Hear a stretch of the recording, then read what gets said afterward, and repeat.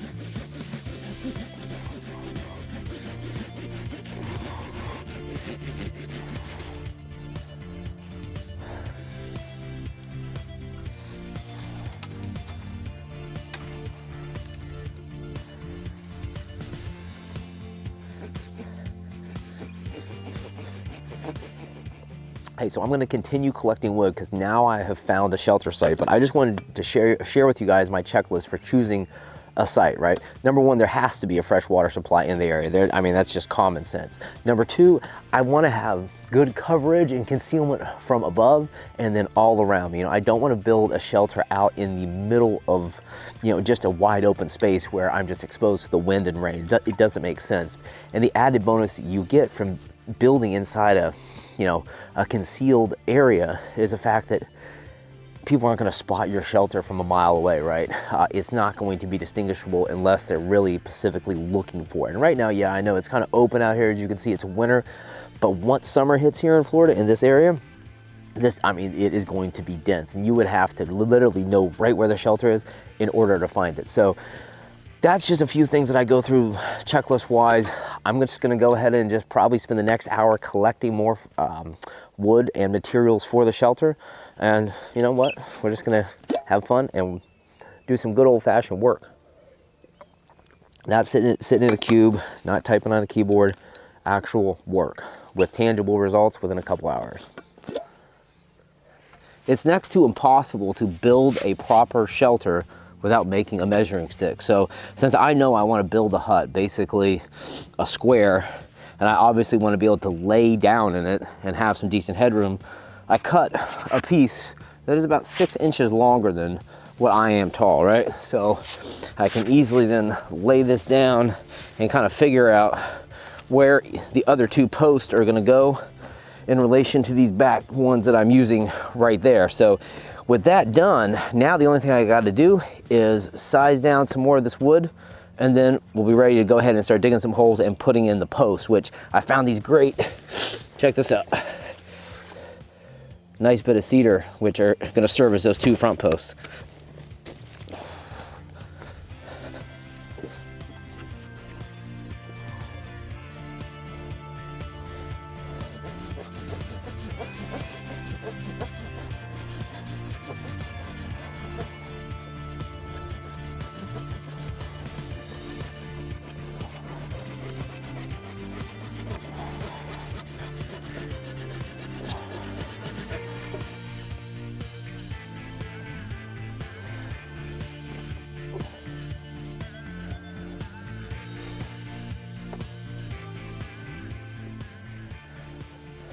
All right guys, so check it out. The frame is done. It's basic layout, so I know how this is gonna go down. And next move, break out the E-tool, put a post here, and then one right here. Then secure all this to each one of the posts, just like that. Let's do it.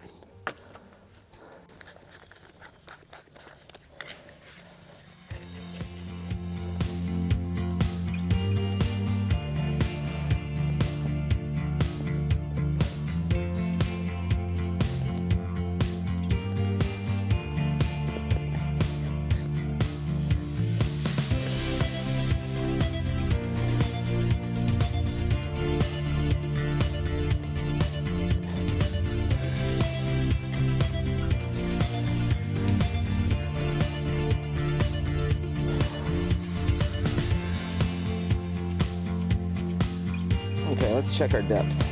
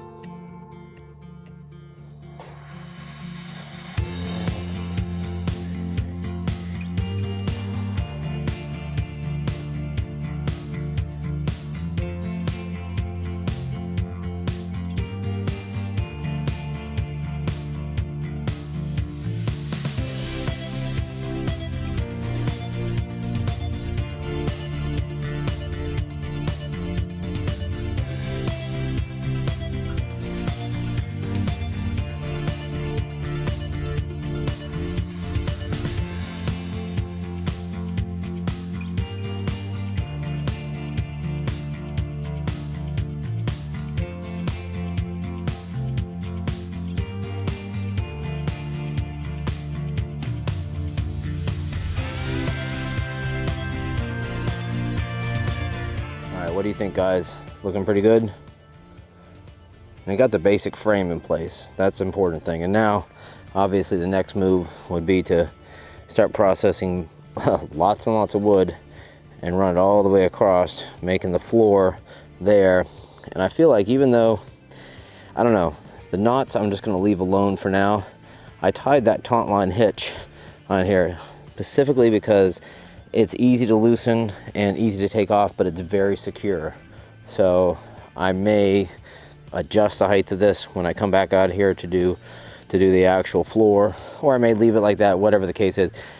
These types of knots give me the ability to easily change the configuration without like going crazy trying to unravel like some sort of Gordian knot that I've tied, because I don't know what the hell I'm doing when it comes to tying knots.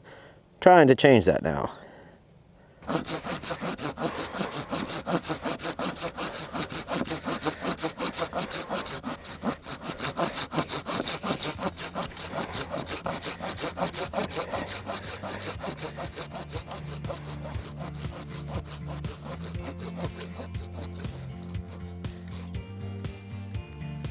That is some thick ass wood.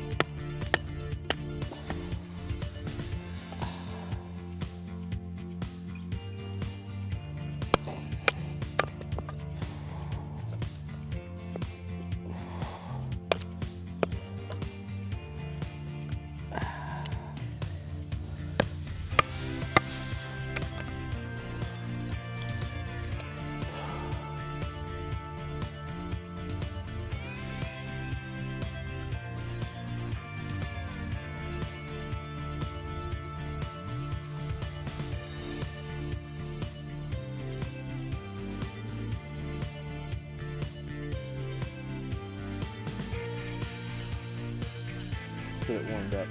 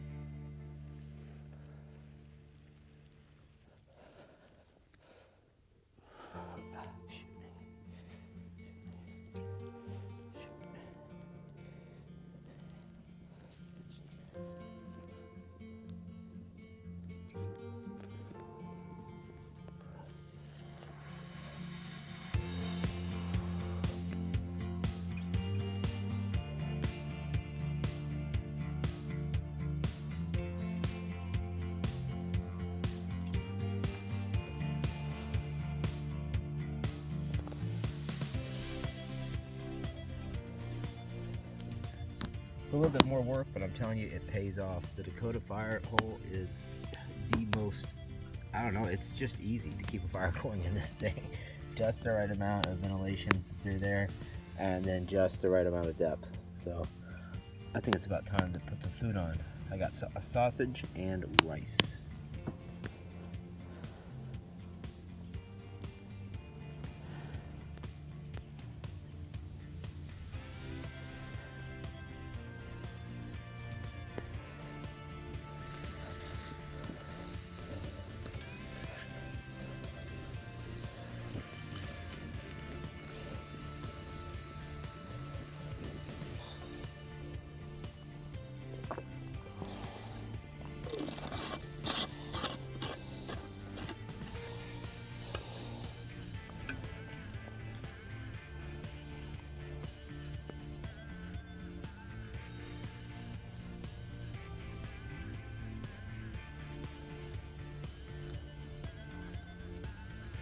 Yeah, I'd say it's a perfect day. Look at it. Ah, just gorgeous. Been overcast all day, but sun broke through out there. It's gonna be a beautiful hike back up. On a full belly, what more does a man need? Seriously, tell me, what more do I need than just this? At least 2 or 3 times a month. Oh yeah, this is almost done, guys. Oh, that looks so nice. I'll give it maybe another 5 minutes. That is looking damn good. I don't want to get anything stuck to the bottom. There you go, have a look at that. That looks good.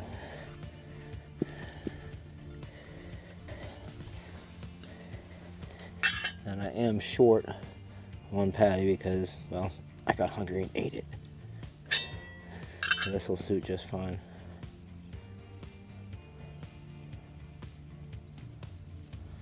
Yeah, that's looking good to go, guys.